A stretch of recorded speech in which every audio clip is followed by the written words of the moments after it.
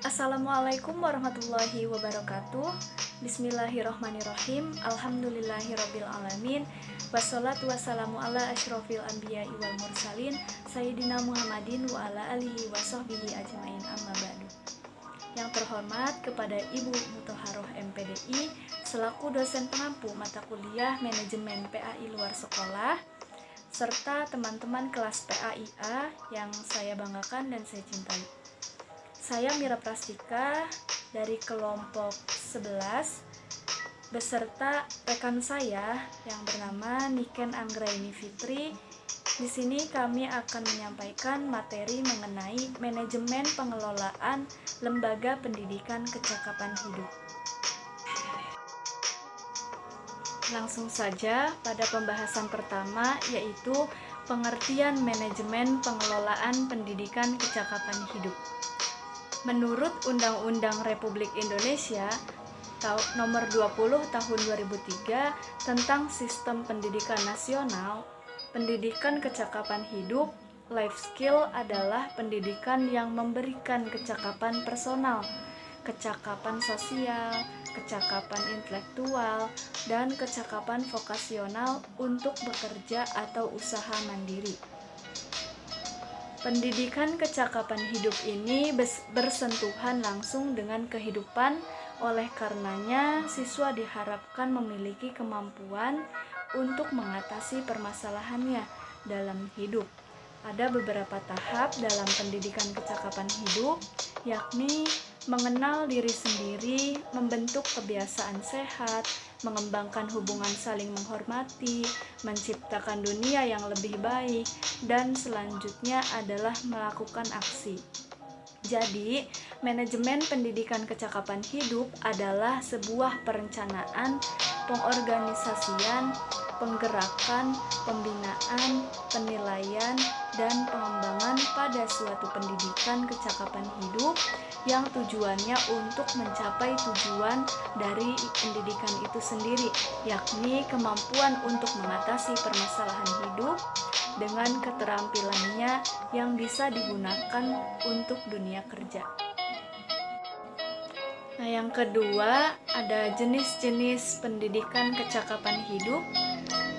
Menurut Depdiknas 2007 halaman 11 dalam panduan yang berjudul Pendidikan Berorientasi Kecakapan Hidup atau Life Skill menyebutkan bahwa jenis kecakapan hidup meliputi yang pertama kecakapan personal, yaitu kecakapan yang diperlukan seseorang untuk mengenal dirinya secara utuh. Yang kedua, kecakapan sosial, yaitu kecakapan berkomunikasi dengan empati dan kecakapan bekerja sama, di mana kecakapan berkomunikasi dilakukan secara lisan maupun tulisan. Kemampuan mendengarkan dan menyampaikan gagasan secara lisan maupun tulisan yang perlu dikembangkan, kecakapan mendengarkan dan dengan empati. Yang ketiga, kecakapan akademik merupakan pengembangan diri, kecakapan berpikir secara umum, mengarah pada kegiatan yang bersifat keilmuan.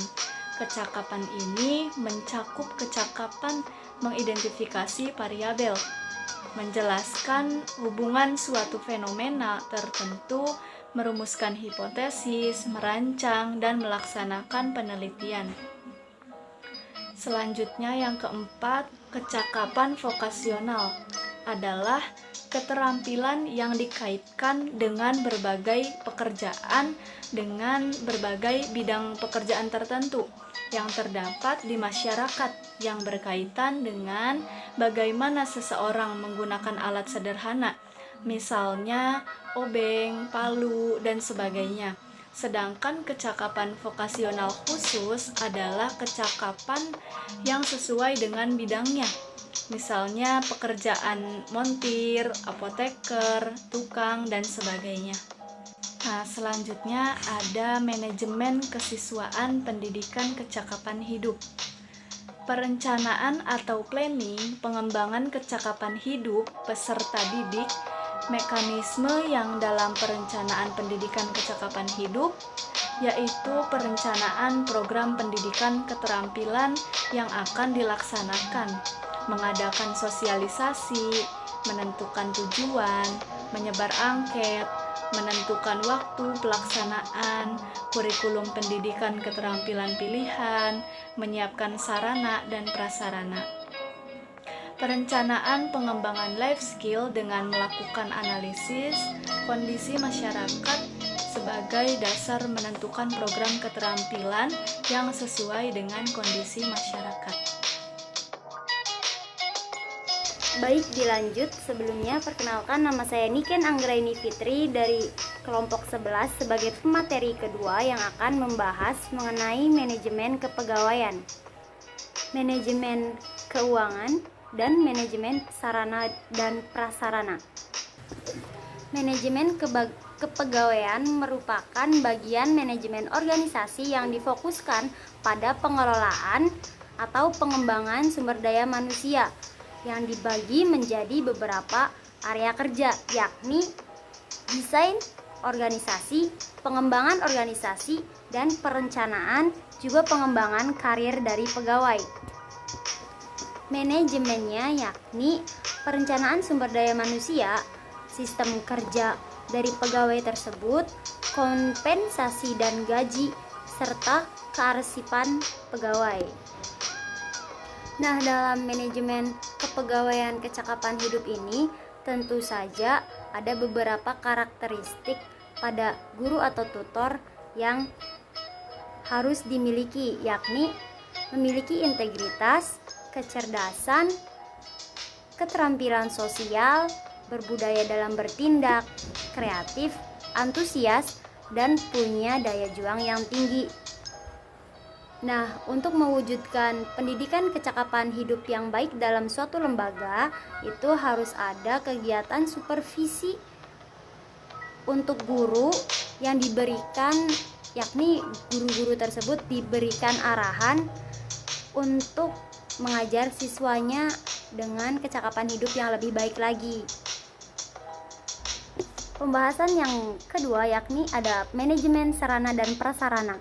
Sarana berarti peralatan dan perlengkapan yang secara langsung digunakan dan menunjang proses pendidikan, khususnya proses belajar mengajar.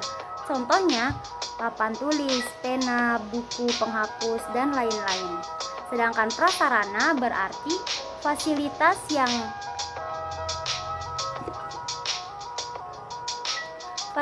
yang secara tidak langsung menunjang terjadinya proses pendidikan belajar mengajar, seperti gedung, kelas, kebun, dan lain-lain. Nah, dalam manajemen sarana dan prasarana ini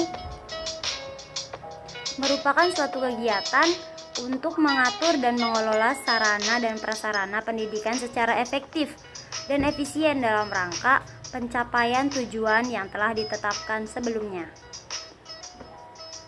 Proses-prosesnya yakni perencanaan sarana dan prasarana pendidikan, pengadaan sarana dan prasarana, pemeliharaan dan penyimpanan sarana dan prasarana, dan yang terakhir adalah penggunaan sarana dan prasarana.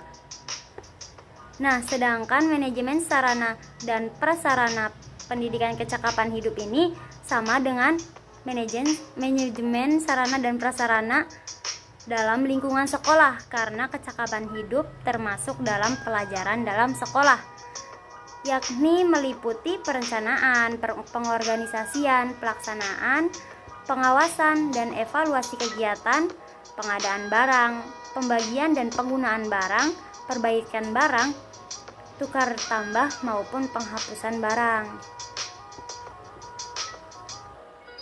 Pembahasan yang terakhir ada manajemen keuangan. Dikutip dari penjelasan salah satu dosen di Universitas Pendidikan Indonesia, yakni Dr. Haji Abu Bakar, MPD, menjelaskan bahwa uang dalam konteks pemerintah merupakan instrumen biaya dalam konteks makro. Menurut beliau, uang itu sangat penting dalam konteks pembangunan nasional. Dan dalam pembangunan nasional tersebut salah satunya ada pendidikan. Nah, agar uang tersebut berfungsi secara efektif, maka dibutuhkanlah manajemen. Karena pendidikan kecakapan hidup termasuk dalam pelajaran di sekolah, maka biaya dari pemerintah ada 3 tunjangan, yakni yang pertama DAU, dana alokasi umum, yang diberikan kepada daerah-daerah, yakni fungsinya untuk gaji para PNS, DAK, dana alokasi khusus, yakni untuk pembangunan fisik dan non-fisik, dan dana bagi hasil, yakni untuk daerah-daerah yang memiliki sumber daya alam.